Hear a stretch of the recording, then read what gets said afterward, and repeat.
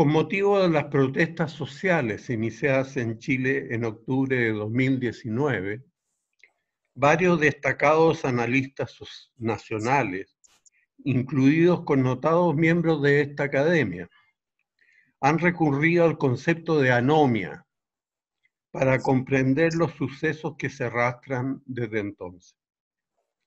Su aplicación ha sido, sin embargo, bastante inespecífica, puesto que ha incluido situaciones muy diferentes y de amplio espectro.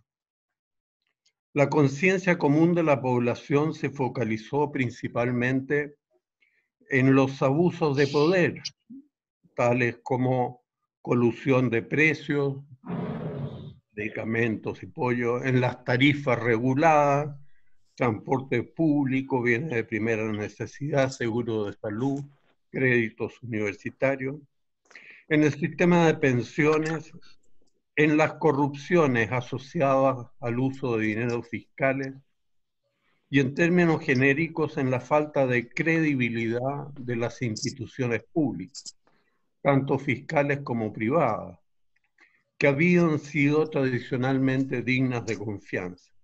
La Iglesia Católica, las escuelas, las instituciones armadas, los medios de comunicación de masas, los partidos políticos y los tres poderes del Estado. En una palabra, quedaba en entredicho la gobernabilidad de la sociedad en su conjunto, produciéndose entonces la reacción consiguiente de no sentirse obligado por norma social alguna, puesto que no se correspondían con la sensación subjetiva de la vivencia diaria. No es de extrañar, por consiguiente, que se buscara un concepto adecuado a la sociedad como un todo. Aunque desde ya habría que aclarar, pensando en el título de esta convocatoria, que si bien la juventud tuvo un protagonismo destacado en estas movilizaciones, no podría imputársele a ella un monopolio de la acción rebelde, ni en sus causas, ni en sus orientaciones. Por ello quisiéramos analizar un poco más en profundidad el mismo concepto de anomia e intentar vincular el fenómeno que describe con la evolución social de la sociedad y de la cultura moderna. El concepto de anomia en ciencias sociales requiere algunas precisiones. Literalmente significa ausencia de normas, pero tal ausencia no es nunca absoluta, puesto que la misma vida en sociedad deja reconocer siempre algún tipo de normatividad que es exigible a sus miembros.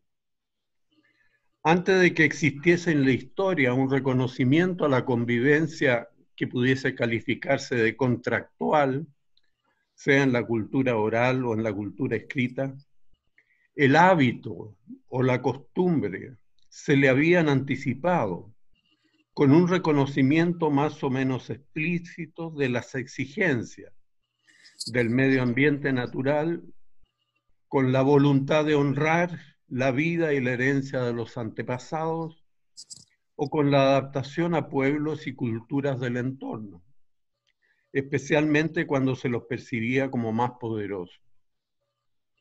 El ejercicio de la fuerza y de la coacción física eran motivos más que suficientes para el reconocimiento de la normatividad social, lo cual ha perdurado hasta el presente pasando por diversas justificaciones. Los sociólogos que usaron el concepto de anomia, particularmente Emile Durkheim, estaba muy consciente de lo impuesto. Él mismo, junto a su célebre sobrino Marcel Mauss, dedicaron parte sustancial de sus respectivos trabajos históricos a investigar los vínculos sociales anteriores al contrato jurídico entre las partes, adquiriendo ambos una visión no contractualista de la sociedad. La percepción de que a todos los miembros de un grupo le es debido algo, ¿no?, por el solo hecho de existir como tales, da a las normas sociales un reconocimiento óntico-ontológico que está en la base de la imputabilidad de las personas y por tanto de su responsabilidad frente al colectivo social. La imagen idealizada de la existencia de individuos ilusorios con vínculos puramente espontáneos, sin otra norma que su capricho o su placer, aunque ha poblado con exuberancia la imaginación de Occidente, no ha encontrado asidero alguno en una realidad social, estratificada por lenguas, familias, distribución etaria y de sexos, religiones, clases sociales, profesiones, posesión de bienes y capacidades geopolíticas y militares. En este contexto, la anomia no podría haber sido explicada como ausencia de normas en sentido absoluto. Los sociólogos hablaban más bien como desajuste entre ellas, que podría cristalizar por diversos motivos. Algunos podían ser transitorios y superarse con rapidez, como ocurría, por ejemplo, en los casos de sucesión de la autoridad y en muchos otros. Pero el concepto de anomia adquiere densidad científica de modo particular, en mi opinión, cuando la velocidad de las transformaciones sociales comienza a ser provocada por la movilidad de flujos migratorios de envergadura, por la aplicación social del conocimiento científico y técnico, por la diferenciación funcional en ámbitos especializados del trabajo de la sociedad, o por otros factores medioambientales que no eran propiamente una consecuencia de la arquitectura normativa de la sociedad. Ello suponía superar las explicaciones coyunturales de los ajustes e interrogarse sobre los procesos de desarrollo social más extendidos temporalmente y de mayor amplitud en cuanto al alcance de sus consecuencias.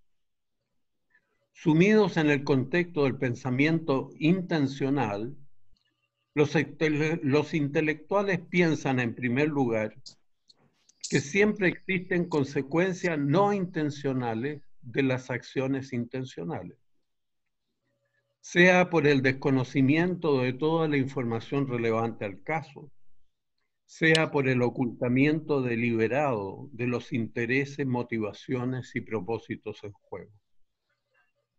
Pero pronto se vuelve también estrecha esta perspectiva para juzgar los sucesos posibles y previsibles, y las ciencias se ven obligadas a encontrar interpretaciones causales relativamente independientes de la conciencia de los actores sociales y de sus intenciones.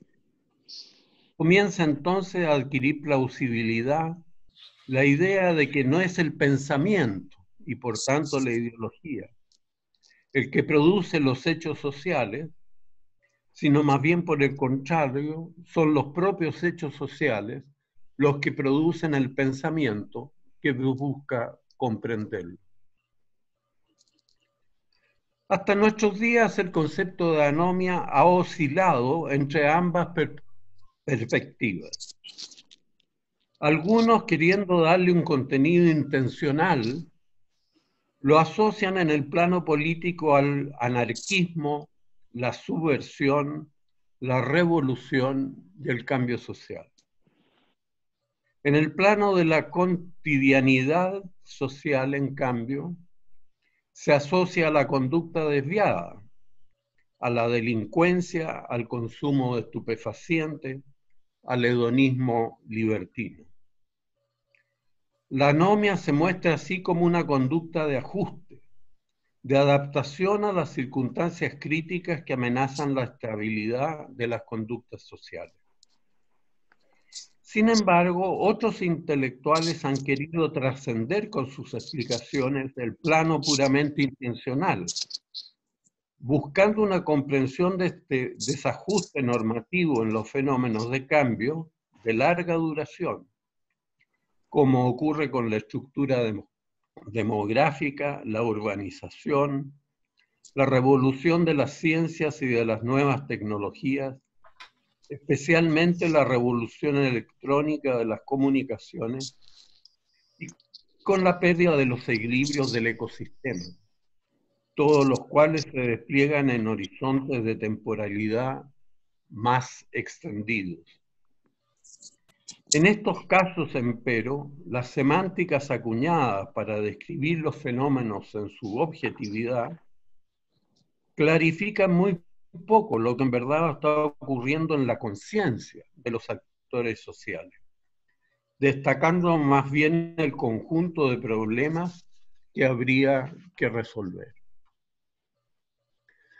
Habiendo esbozado someramente esta importante diferencia en el análisis de la anomia, quisiéramos aproximarnos más directamente al tema que nos ocupa. Para ello resulta indispensable abordar tanto la conciencia subjetiva e inmediata de la anomia, como también los rasgos objetivos vinculados a la situación.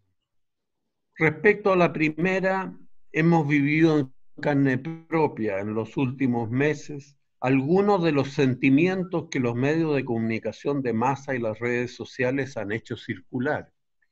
Entre ellos podría mencionarse la percepción de que importantes derechos sociales teóricamente reconocidos no se materializan adecuadamente, como es el caso de la salud universal, la educación escolar y universitaria, los empleos sociales y bien remunerados, la jubilación de las personas de la tercera edad, las viviendas sociales en barrios seguros, la movilización colectiva de insuficiente calidad, para mencionar solo los principales. Pero estas carencias no solo dan pie a la reivindicación de los correspondientes derechos, sino que ha desatado la agresividad de la población contra quienes aparecen como responsables. Así cabría mencionar a los empresarios que han participado en la colusión de precios en supermercados y farmacias, a las autoridades del transporte y de la educación, a quienes se han apropiado corruptamente de bienes públicos, a las Fuerzas Armadas, a los políticos, gobernantes y jueces, que se les hace responsable de estas situaciones, a todas las instituciones que defraudaron su confianza en la población, como las religiosas y educacionales, y no en última instancia a las fuerzas de orden que impedían las movilizaciones y protestas pacíficas y violentas que pretendían expresar estos sentimientos populares. Podrían resumirse estas distintas facetas del estado de ánimo de la subjetividad de la población, señalándose que se ha incrementado la desafección frente al orden institucional, no solo de la juventud, pero principalmente de ella, puesto que es heredera del futuro que harán posible sus mayores. Habría que decir que esta desafección con el orden institucional no es nueva y se arrastra en América Latina desde la época colonial, reflejada en la famosa admonición del virrey de que la ley se acata pero no se cumple.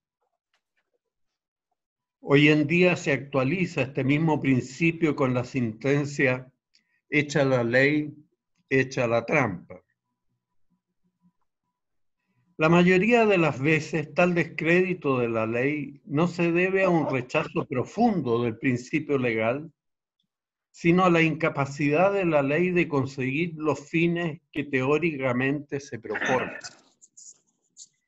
Sin ir más lejos, el mismo viernes 24 de julio, hace 3 días, en que se promulgaba la ley que permite a las personas retirar el 10% de sus ahorros previsionales, los tribunales se vieron invadidos de solicitudes ejecutivas para que se pagaran con los fondos así retirados las pensiones de alimentos adeudadas, lo que hará a muchas personas, presumiblemente varones en su mayoría, abstenerse de retirar los fondos previsionales que el Parlamento les autorizó. Entonces no se los van a quitar. Como decía García Márquez, no son los escritores latinoamericanos los que inventan el realismo mágico característico de esta región, sino que les faltan las palabras para describir la picaresca barroca de nuestra cultura. En este caso fue la propia ley la que creó la picaresca. Pero sin duda la desafección más profunda que afecta al orden normativo no se refiere al plano procedimental propio de cualquier forma de gobierno público o privado, como fue descrito célebremente por Max Weber en su análisis de la jaula de hierro de la burocracia moderna, sino que hunde sus raíces más hondamente en el nihilismo europeo analizado brillantemente por Nietzsche en su libro La voluntad de poder.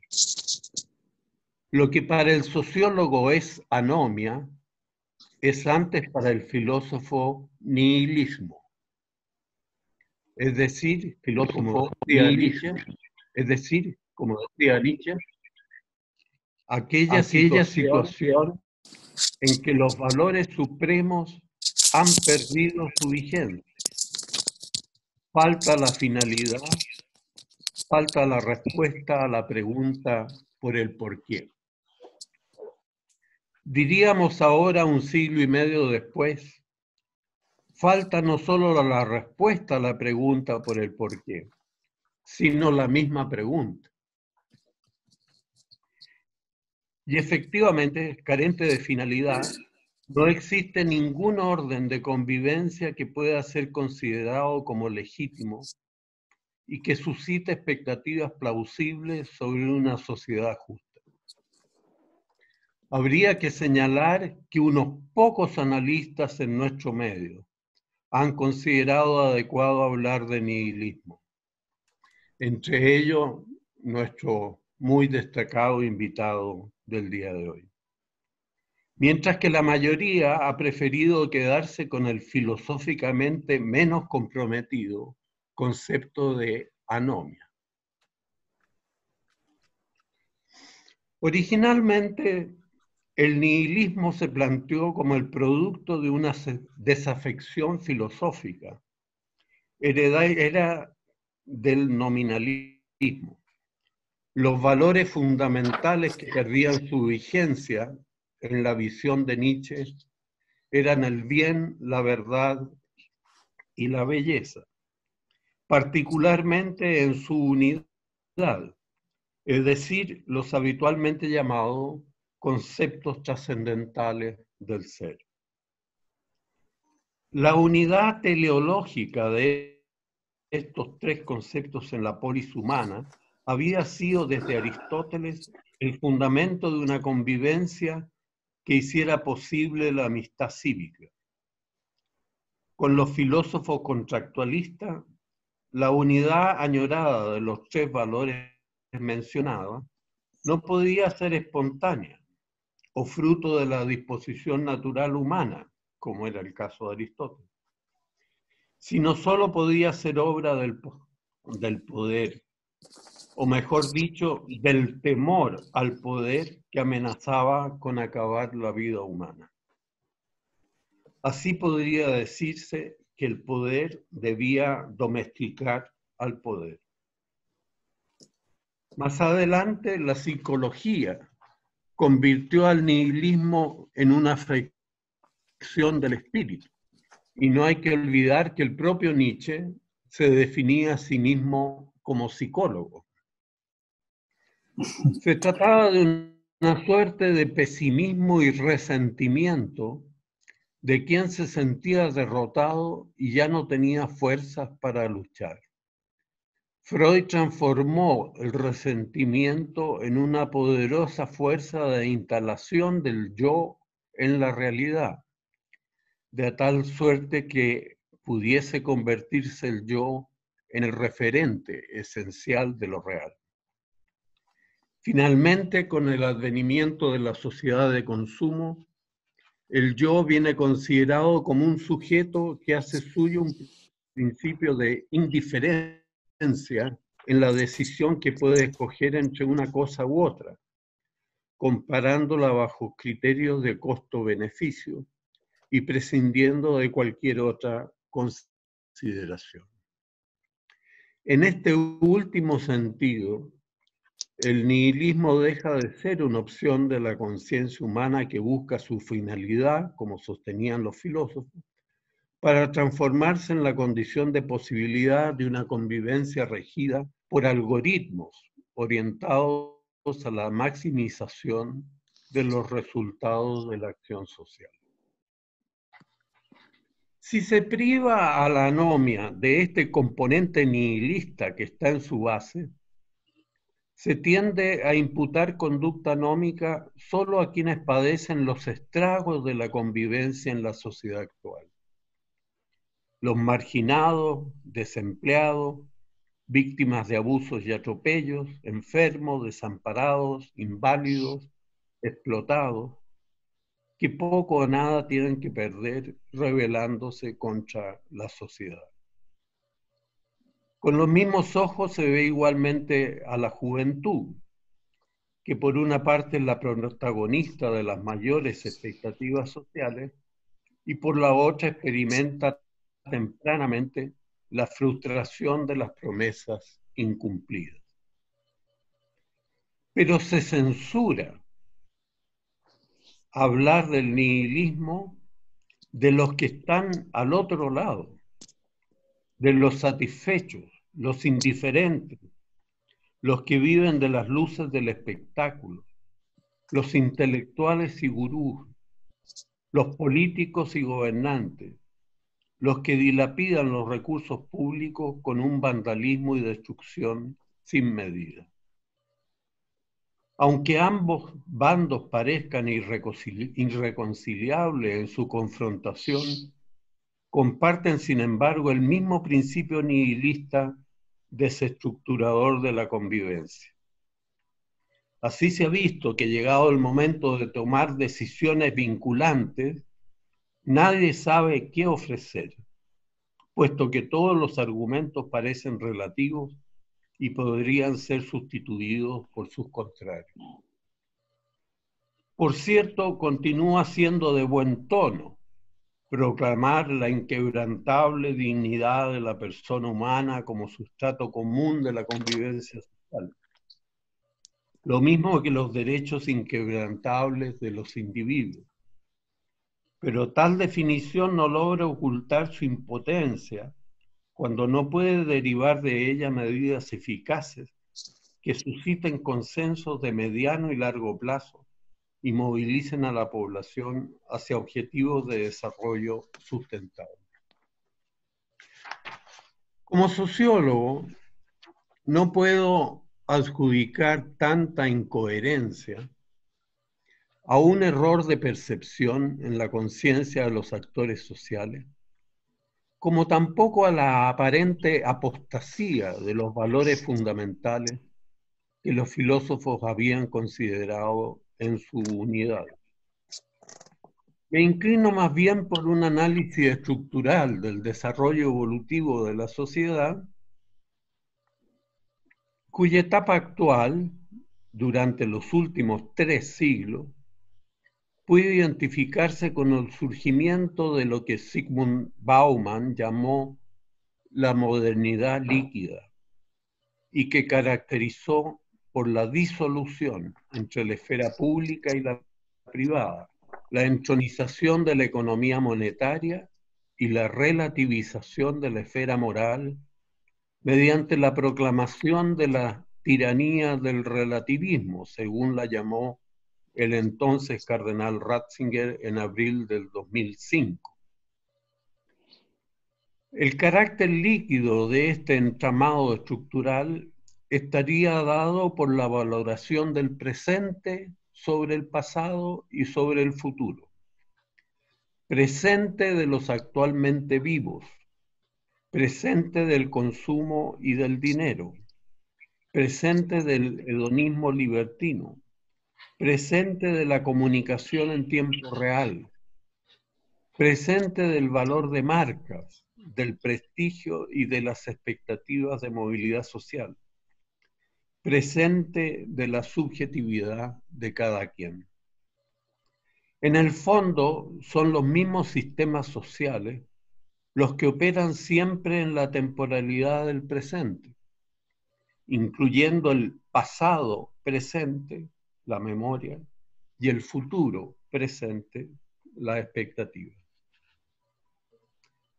Para muchos autores, la gran tarea actual es recrear la política como un espacio de convergencia social donde sea posible conciliar intereses contrapuestos y cooperar conjuntamente para el logro de un desarrollo sustentable.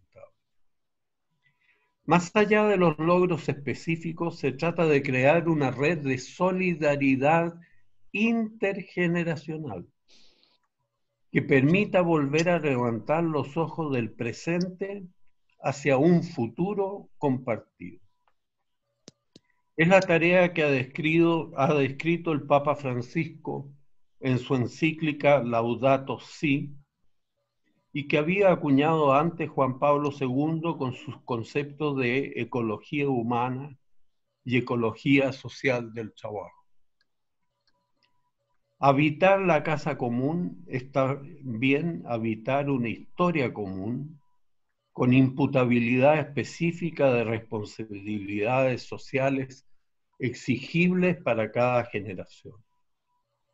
Esta realidad espacio-temporal, habitada responsablemente en común por muchas generaciones, es lo que solemos denominar cultura, donde converge el cultivo de sí mismo, el cultivo del espíritu, con el cultivo espontáneo de los diferentes grupos y asociaciones sociales, comenzando por la familia y por la escuela, pero alcanzando todos los confines de la lengua y de los sistemas simbólicos. Es decir, es la persona humana misma, con todos los componentes de su existencia, quien habita la cultura. Por todo lo dicho, quisiera concluir con una frase de Juan Pablo II, que ha sido para mí una fuente de meditación en toda mi vida académica.